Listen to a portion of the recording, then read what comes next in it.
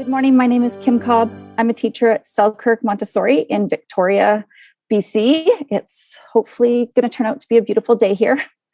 I'm also on the board of directors with Young Global Citizens. And I just want to welcome all of you to our final interview of our first season of Young Global Citizens. I really appreciate, or we all really appreciate, the opportunities that we've had and today's opportunity as well. Ashley Cummings, unfortunately, was unable to make it today.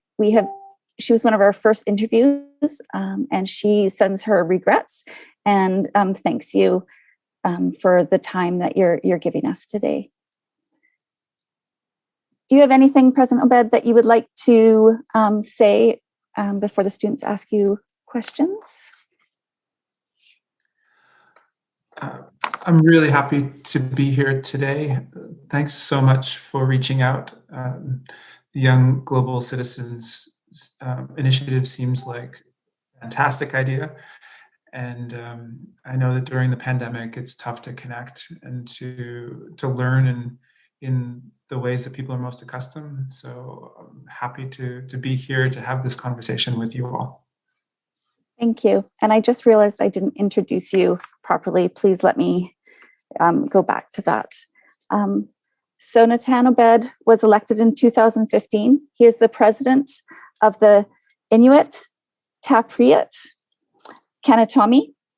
the national representational organization for Canada's 65,000 Inuit. He is originally from Nain, the northernmost community in Labrador's Nunavut region, and now lives in Ottawa.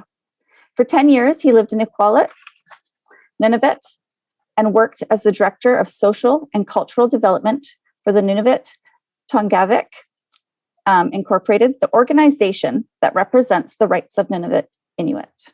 He has devoted his professional career to working on behalf of the Inuit representational organizations to improve the health and well-being of the Inuit in Canada. Thank you.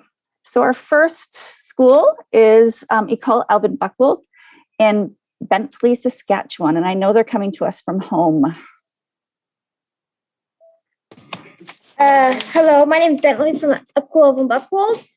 My question is, what inspired you to become ITK President? And can you tell us a little bit about how you accomplished that? Okay. Thanks, Bentley, for the question. I think I'll start with my hockey career, if I could. I played junior hockey in the US, in New Hampshire and Montana. And because of that, I was able to get into a really good university in the Boston area in Massachusetts. That's Tufts University. I was sort of going to school for hockey first and academics second at the time, but during that time in my university years, I realized how passionate I was about my culture, my identity, and the history of Inuit, especially the Inuit in Nunavut in Labrador. So after university, I took those skills that I had learned in university and wanted to help Inuit. And so that's why I've only worked for Inuit organizations since graduating from university. And over the years, I just built different skills. I've learned how to speak in front of a room. I was much more comfortable in talking about Inuit issues. And I thought that by being in front of a room as a leader of Inuit, that I could use the skills that I'd gained for the betterment of Inuit across Canada. That's what led me to put my name forward to be a candidate, to be elected. And it wasn't a natural progression for me. I didn't ever think I was going to be a politician, but I've really appreciated the opportunities that I've had in the last 5.5 years to help make a difference and to try to be a leader that truly does think about all the things that the Inuit want me to think about in what leads into the positions I take, and also the way I describe Inuit to Canadians and to the world. Thank you. Thank you. Selkirk Montessori School in Victoria, BC. Like you, many students are of mixed heritage. You have spoken publicly spoken about your experience in learning Inuit. I'm sorry, I can't pronounce that. And how have you struggled speaking Inuit in public? How have you dealt with this, and what advice do you have for students who have a hard time speaking their language and publicly putting themselves out there? Yeah, growing up, my mother is white and she's American. She was actually a teacher and in Labrador, and that's where she first met my father, who was Inuk and from Northern Labrador, who went to residential schools, who was relocated, who was orphaned as a kid. So my father and mother came from most like opposite ends of the spectrum. And growing up, I struggled with that because if I was in Labrador, there was a real sense that my identity also was strongly influenced by my mother, who wasn't from Labrador. But then when I was in Maine in the United States, that's really the thing that people focused on the most, was that I wasn't white and that I obviously was from somewhere else. So no matter where I grew up, there was that thing that was always present of how do you belong? And the focus often was how I didn't belong rather than how I did belong. And it took me a long time to come to terms with that I can belong in both of those areas, that I'm a proud Inuk, and I love the Inuit identity that I have. But that doesn't mean I have to disown the other part of my identity. We choose in many cases ourselves how we want to live in this world and how we want to describe ourselves. That is our right. And so sometimes it takes a long time to believe that. Even if somebody tells you, you have to go through your own journey to get to that place where you're very comfortable with who you are. Sometimes it's identity. Sometimes it's many other factors that are in your personal life that you really have to come to terms with. As far as speaking my language, I didn't grow up in a home where Inuktitut was spoken. Inuktitut wasn't taught in schools. So I didn't have that opportunity. And as an adult, it's been very tough for me to try to learn. I know that I could be better, but for whatever reason, I'm just not very good at it. The same thing can be said for me trying to learn French too. But it's been hard to take criticism that people equate my ability or inability to speak Inuktitut with my identity as being an Inuk. We live in such an interesting time where we sometimes don't grow up in our home communities. We don't grow up speaking the mother tongue of our parents, but we still have that we maintain that connection to our community. And I do hope that there can be more acceptance of inclusion and meeting people where they actually are, versus trying to exclude people for the skills that they don't have at the moment. You're welcome. Ecole Lumsden Elementary in Lumsden, Saskatchewan. Hello, my name is Lola, and my name is Isla. And here's the question. What does truth, healing, and reconciliation mean to you? Thanks for the question. And you had really a great chorus there of all three of you saying that together. The most important thing for me in this era of reconciliation with Indigenous peoples is that we really understand what happened in this country and take that to heart.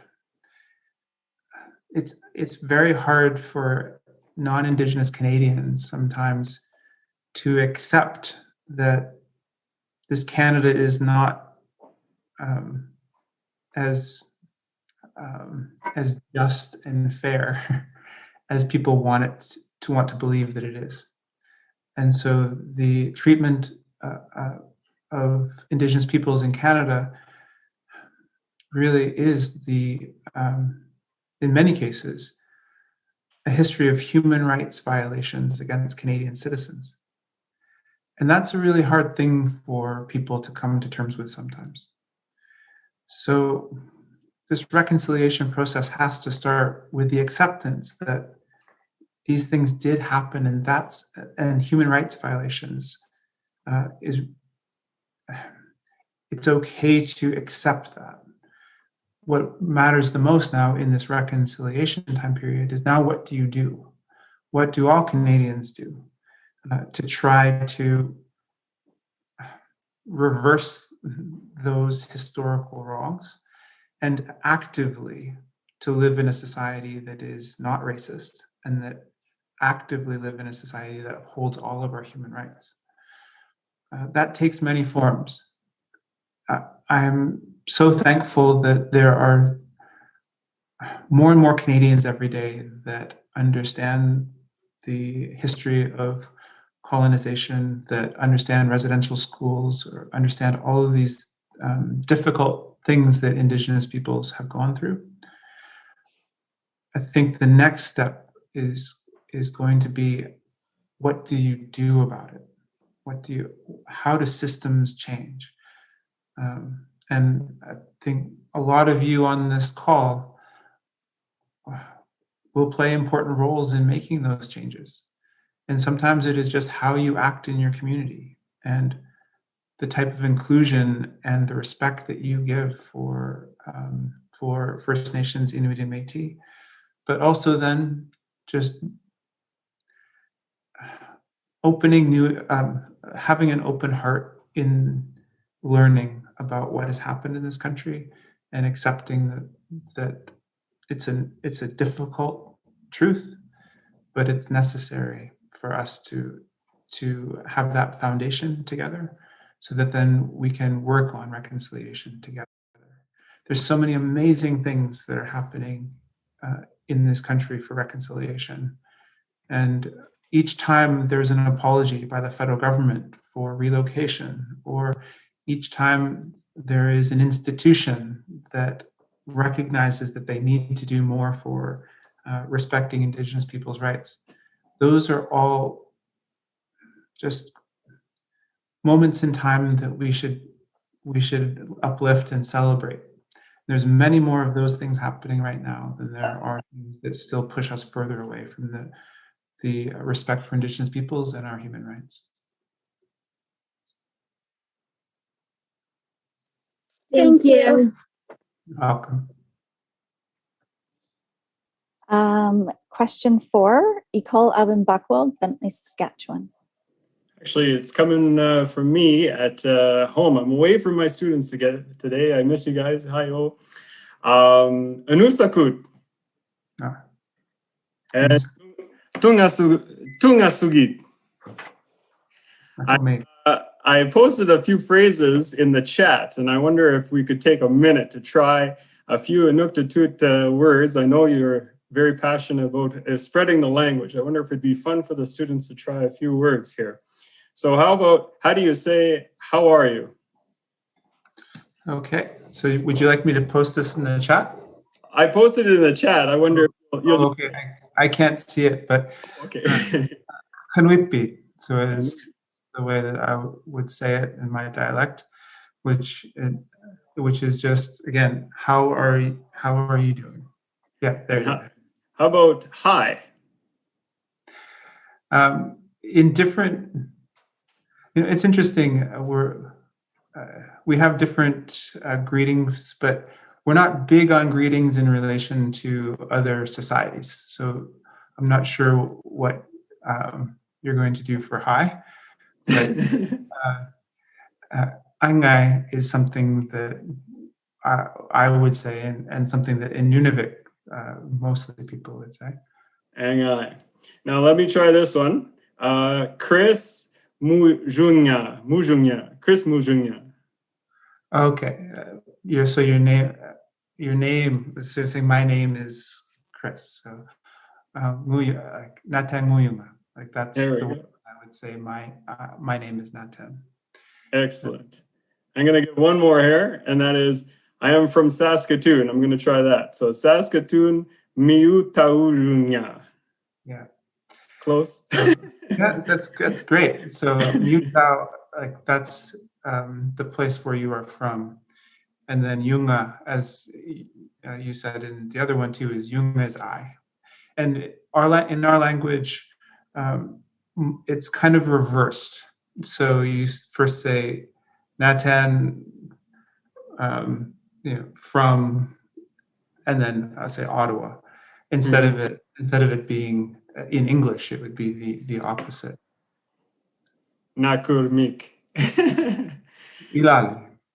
So I have been listening to about every speech that I could find from you on YouTube. And I noticed that there were a few things that you brought up with many audiences. And for example, an explanation of the Inuit homeland, Inuit Nunangat. And I wanted to make teachers and perhaps you aware that I made a summary document of many of these speeches, if it helps in any way to spread the awareness of the Canadian Inuit and help teachers share that knowledge with students. One of the purposes of this organization and the interviews is to develop resources and knowledge for teachers to use, and perhaps we can maybe even work with some Inuit curriculum creators to build lessons and knowledge together for the future. A question that very important one I think I want for my students to know and many others is how has climate change impacted the way Inuit interact with the environment? Thanks for that question. And I'm going to pause on the climate question and talk about Inuit Nunangat, if I could, for a second. I have two boys, they're 13 and 11, and I have, from the time they're much younger, quizzed them about Inuit Nunangat. I've sometimes made it a condition of them getting dessert after supper. They have to name the 4 regions of Inuit Nunangat. And I also have prompted them to go to their schools and ask their teachers that teach them geography if their teachers can name the regions of Inuit Nunangat. It's really basically, it's a third of Canada, like 33% of Canada's landmass is in Inuit Nunangat. And over 75% of Canada's coastline is in Inuit Nunangat. It's just a massive place. And that term encompasses our 4 land claim regions, Nunatsiavut in Labrador, Nunavik in northern Quebec, the entire territory of Nunavut, and then the Inuvialuit region in the Northwest Territories. Inuit live in all of these 3 areas, and we have settled land claim agreements or treaties with the Government of Canada, and we are in the stages of creating self-government within each one of those jurisdictions as well, or other arrangements with provinces and territories to uphold our rights. This is, I think, is something so essential for everyone to understand and to also to use this terminology. It's a term, Nunangat, that is something that we have created to describe this new reality. And I hope that over time, it'll just be an active part of the Canadian conversation.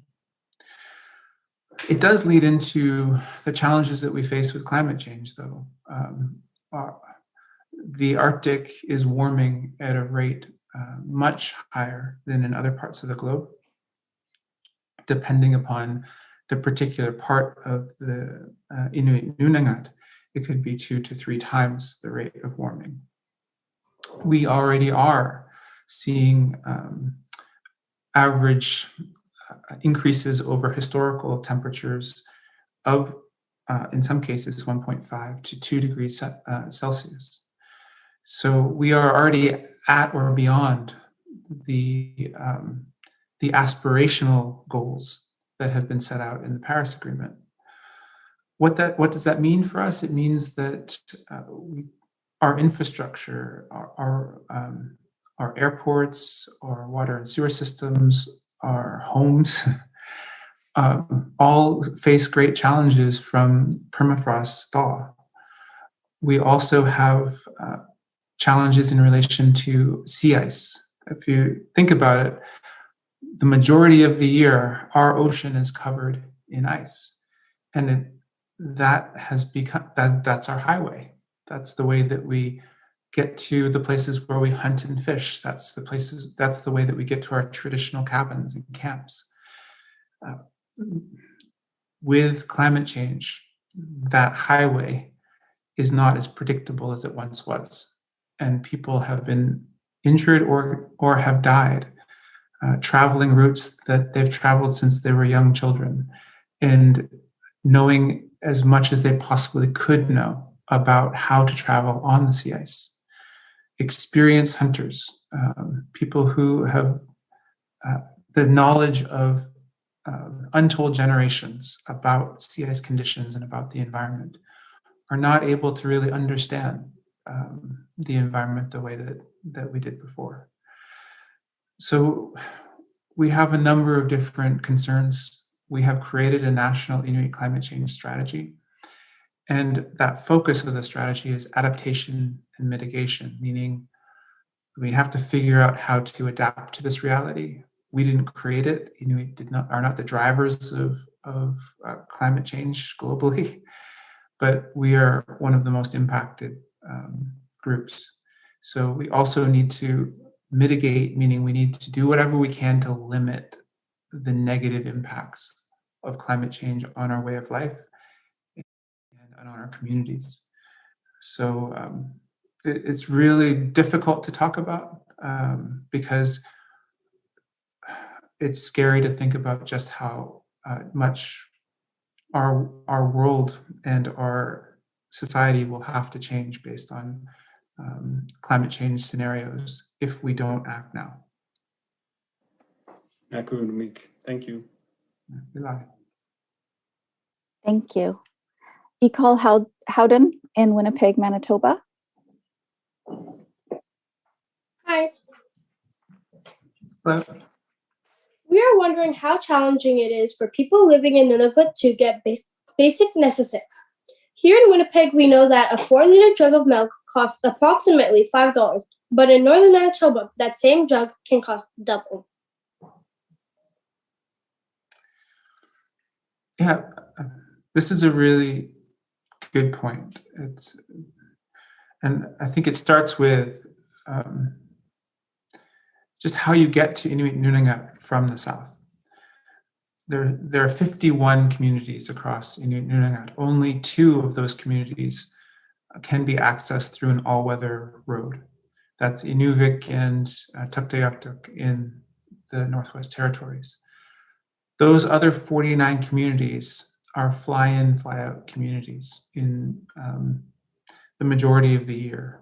Only 5 of those communities of the 51 have a marine ferry service where an individual could get on a ferry outside of Inuit Nunangat and then go to their home community.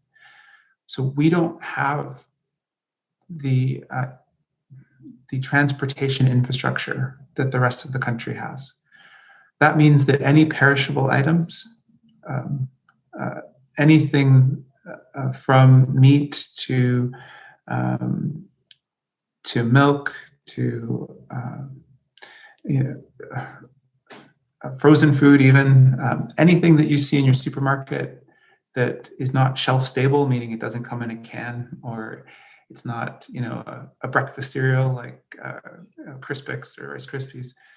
These are anything that requires refrigeration or can spoil has to be flown into our communities. That drives up the cost of goods in a huge way. Then once it gets to our communities,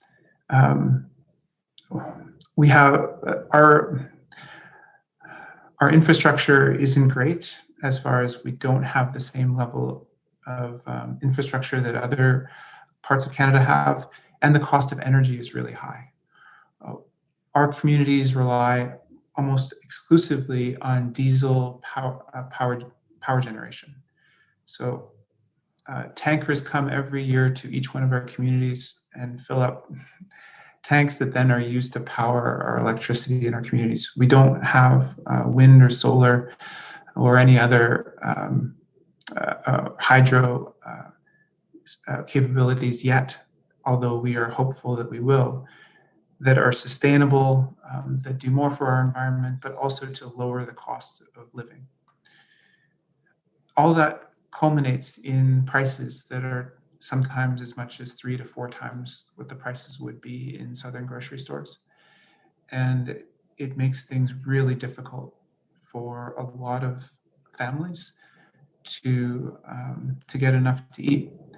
There are 70% of Inuit in Inuit Nunangat that are food insecure, meaning that at some point during the year, either a person in the household did not have enough to eat, or a person had to go without in order for other people within that household to eat.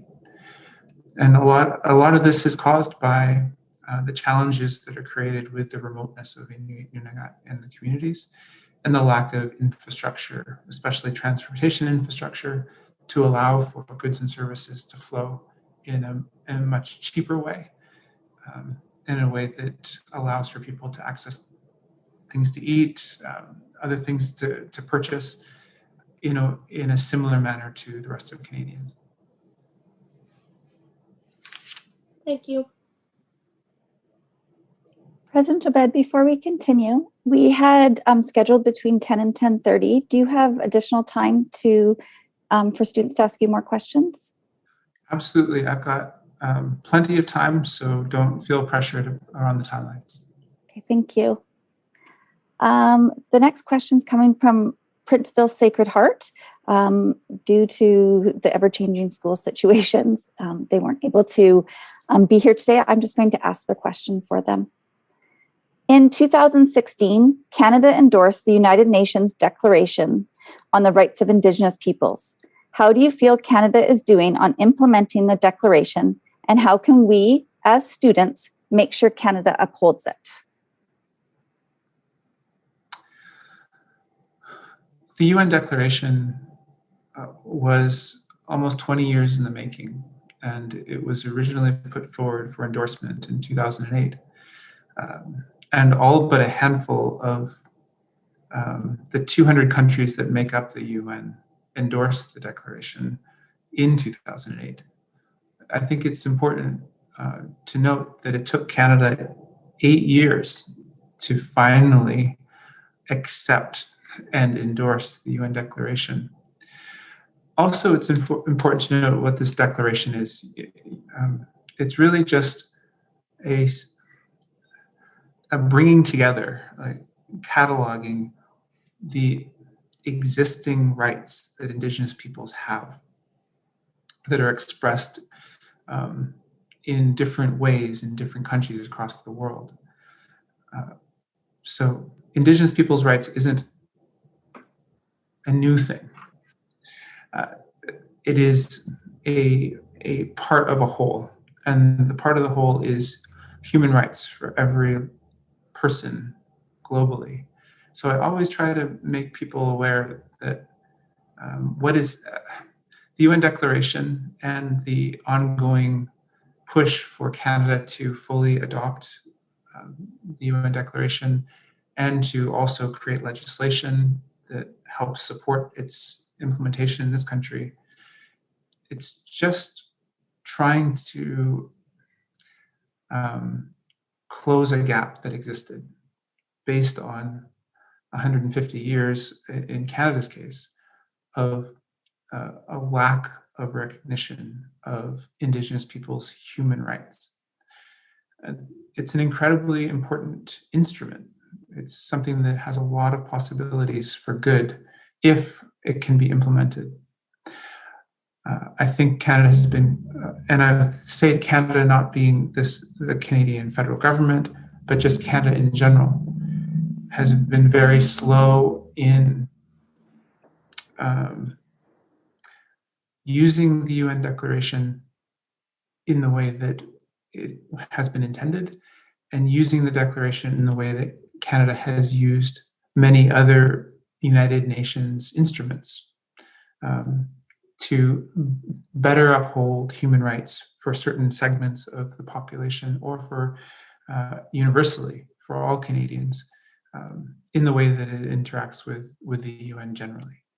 So a lot of what I try to do is try to change people's minds by pointing out that it doesn't make sense that Canadians would support the United Nations and support universal human rights, but not then be as equally excited about supporting Indigenous people's human rights as well. Thank you. Another school that was unable to be here is École Simone Monet from Montreal, Quebec. While being in politics, many people have to deal with different versions of protests and rallies. Have you ever found yourself in a position where many people were against you? Is there a way you tend to deal with that when faced with that sort of situation? Immediately, I think of the position that I took on the Edmonton CFL team that had used the term Eskimos as its moniker. And early on in my presidency, Edmonton was in the Grey Cup, the finals for the CFL. And I got asked the question of whether or not that name was respectful or if it should be changed. And I answered very clearly that it should be changed, and that it is the last place in Canadian society where that term is used. And Inuit do not own the Edmonton football team. We didn't pick the name, and we also have not called ourselves that term since the 1970s. And I got a tremendous amount of hate from that. And I think it goes back to something I've said earlier. Canadians don't like to feel as though they have disrespected people, or they have withheld human rights, or that they took any part in something that is now being considered disrespectful, or in some cases illegal against Indigenous peoples.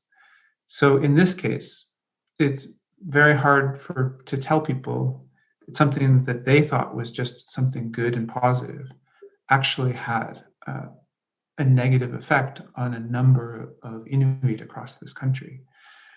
And many people just refused to accept that that was the case.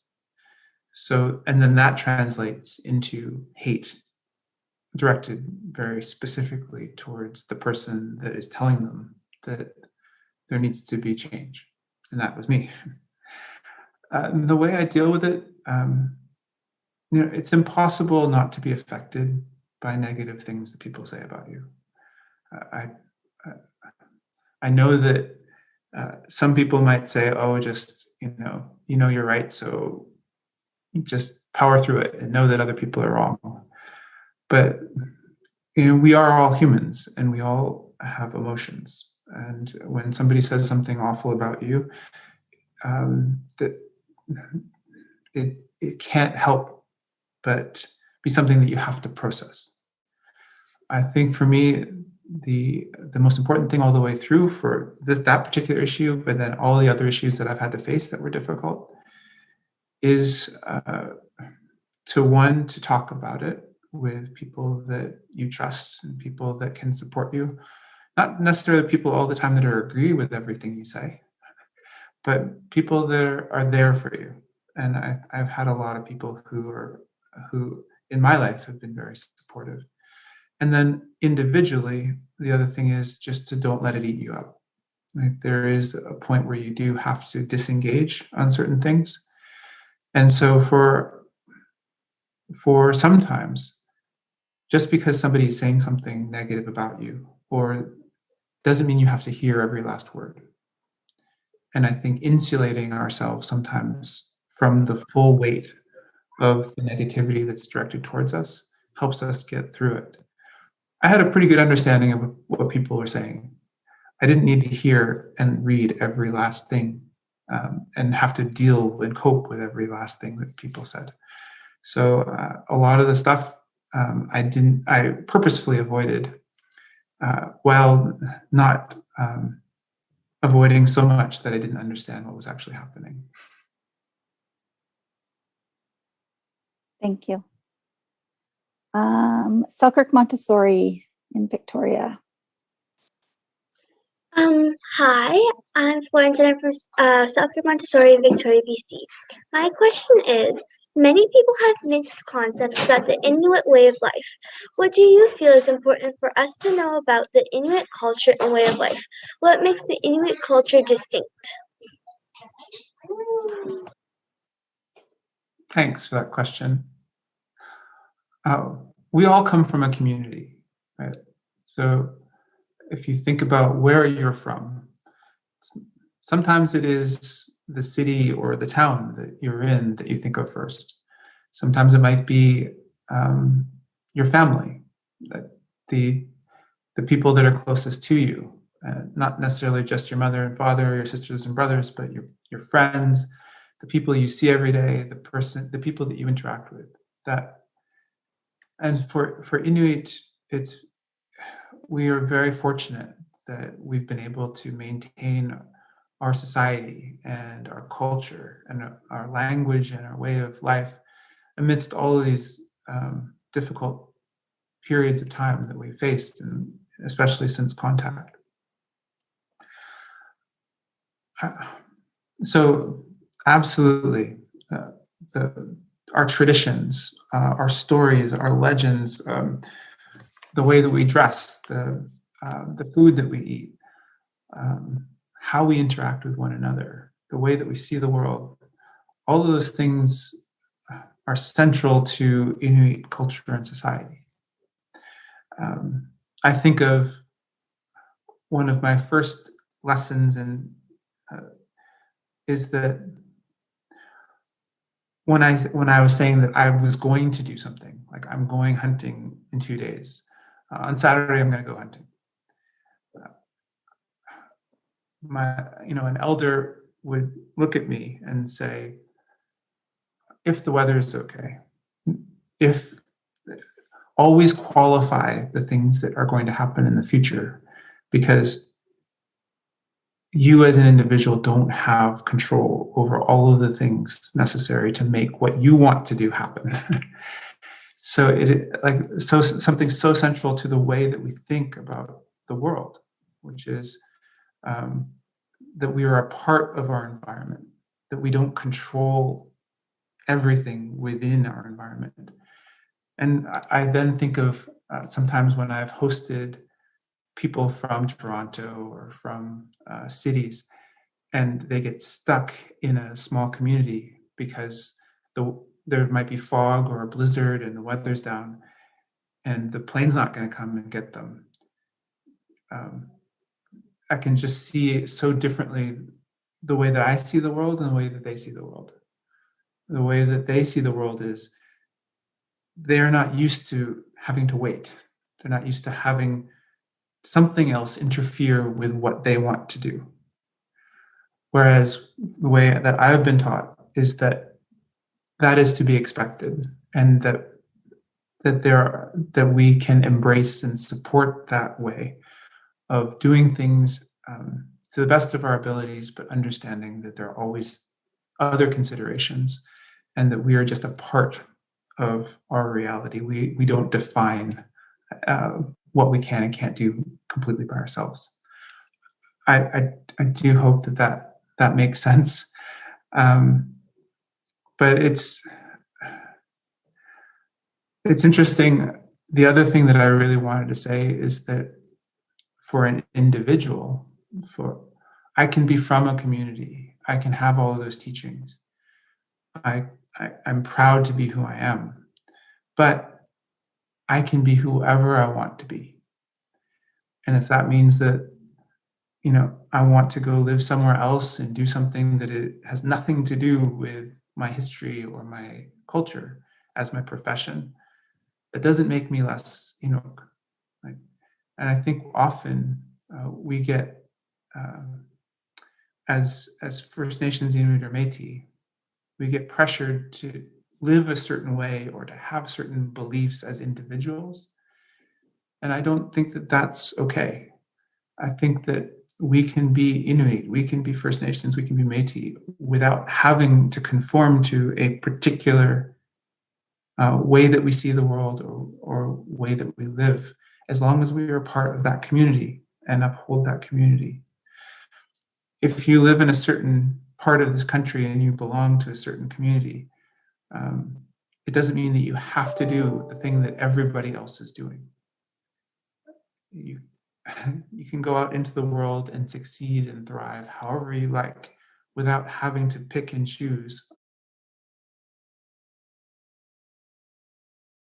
on either to do that or to be a part of your community. You can do both. So I really try to make people feel it's okay and try to push back against those who say that Inuit can only be a certain way or can only do certain things. Thank you. Nicole Lumsden in Lumsden, Saskatchewan. Hi, my name is Addison. I used to live in Yellowknife, but now live in Lumsden, Saskatchewan. Here is my question. We take for granted our city's infrastructure services like garbage collection and wastewater treatment. How do the infrastructure challenges in the north affect the quality of living for the Inuit people? What do you see as the next steps to solve these problems? Yeah, clean drinking water is something that has been a national conversation, especially in First Nations communities. But Inuit communities also have major challenges with clean drinking water. A lot of our communities, we get trucked water. So there aren't pipes in the ground because of the permafrost in many, and so in some larger communities, there are pipes that are above ground that go between houses. But for the most part, Inuit communities are serviced with water that's trucked in every day, and then also sewage trucks that take out the effluent. So if you're building a house in Inuit Nunangat, in most communities, you have to have in your house all the water that you have to use. So there are a couple of different scenarios there. One, you only have a limited amount of water per day, but then two, the safety of the drinking water and boil water advisories. There's still many communities that are on long-term boil water advisories. So this requires more infrastructure, more investment. But I think the other thing that is really important to note is that almost all of our communities are right on the ocean. They're marine communities. I believe 49 of 51 communities are in a marine environment. But only a few of those communities have docks. There's one being built now in Nunavut, which in Iqaluit, which will be the first deep sea port for the territory of 25 communities. That just is a complete departure from Atlantic Canada and also British Columbia, where even the smallest of communities have docks. So what happens if you're in a community without a dock or without a small craft harbor? Every time you want to go out on the ocean in a boat, you have to launch your boat and then have to bring it up and bring it back to your house every time you're done. Every time there's a resupply ship that comes in, that resupply ship can't just go up to a wharf and unload directly onto dry land. The resupply ship has to anchor far enough out so that it's not in a tidal area. And then there are barges that unload the contents of the ship, bring it to shore, and then there are heavy equipment operators that bring those boxes then to the next stage for getting to the community. It's all quite fascinating when you see it in progress, but it's incredibly difficult and incredibly expensive. So those are just some of the small things that I can point out right away about our lack of infrastructure. And what do we do about it? Well, one, innovation, trying to do whatever we can to figure out the best possible way to overcome our challenges and deficits. And then the other is just through the ongoing push for money, for federal investment, also within Inuit self-determination. And the things that we do is to ensure that the money that we do have is dedicated towards infrastructure development as well. Thank you. You're welcome. Our final question today is from Blessed Sacrament in Vancouver, BC. Hello, President Obed. My name is Marc-André Tremblay. I'm a grade 5 teacher at Blessed Sacrament School. This interview will be a priceless treasure for our network of schools for years to come. And we're going to make a little comic strip about the interview today to share with children all across Canada. My student, Nicola, will ask a final question. Thank you.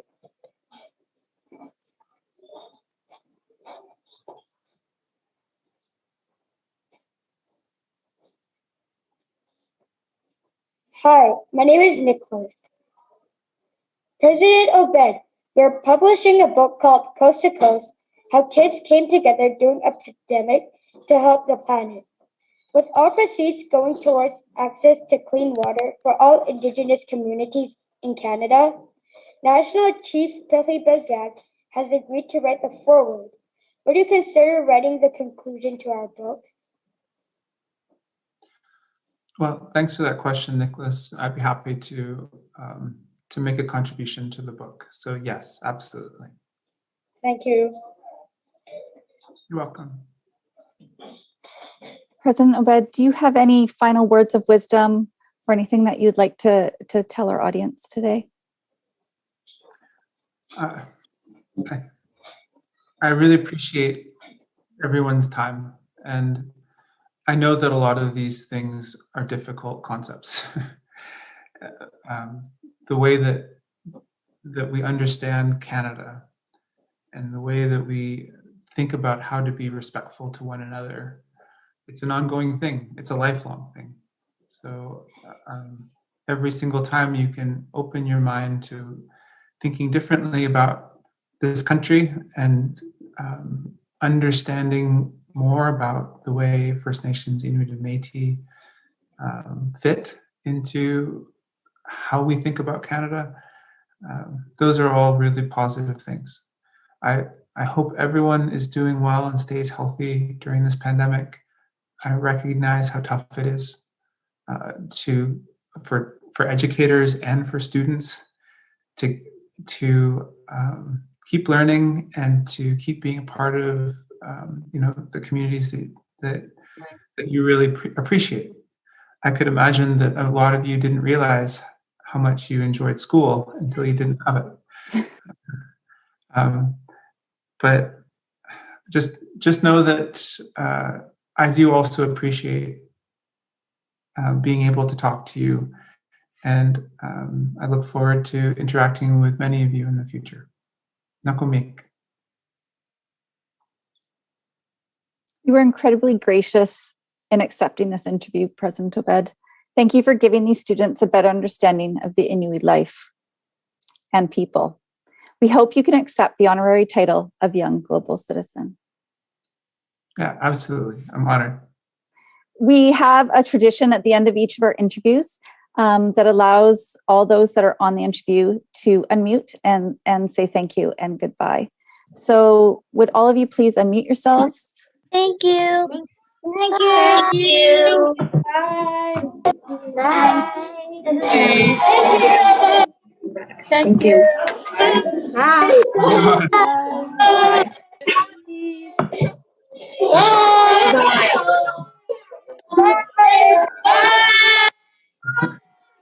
It's awesome to see all the chaos.